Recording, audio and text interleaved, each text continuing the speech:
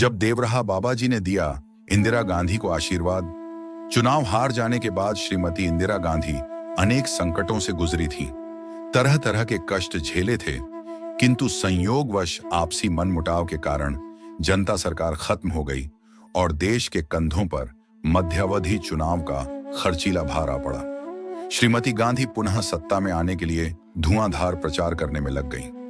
वे 31 दिसंबर 1976 को बरहज से बेलथरा रोड जाते समय मार्ग में रात्रि के 11 बजे योगीराज देवराहा बाबा के दर्शनार्थ लार रोड स्थित आश्रम में पहुंची। उस समय हड्डी कैपा देने वाली ठंडक पड़ रही थी, किंतु श्रीमती गांधी को इसकी चिंता नहीं थी। वे मंच के पास पहुंची।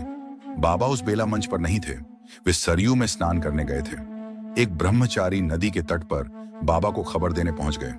महाराज, श्रीमती इंदिरा गांधी दर्शन के लिए आई हैं। बैठाओ उनको, मैं कुछ ही देर में दर्शन देने आ रहा हूं। श्री बाबा स्नान, पूजा तथा नित्य के योगाभ्यास कर्म को संपादित कर आधे घंटे के बाद मचान पर प्रकट हुए। श्रीमती गांधी ने श्री बाबा को साष्टांग दंडवत किया, हाथ जोड़कर प्रार्थना की, महाराज, मैं आपके आशीर्वाद के लिए आई हूं। तुम पर मेरी असीम कृपा है। जाओ, राम राम कहो, भगवान का स्मरण करो, तुम्हें सफलता मिलेगी।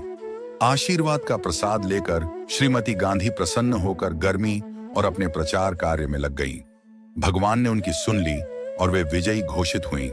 उनकी पार्टी अजेय बहुमत से पुनः सत्ता में वापस आ गई और वे महज 2-2.5 साल के अंतराल के बाद ही पुनः प्रधानमंत्री बन गई। ये दुनिया के इतिहास में अपने आप में बेमिसाल घटना है।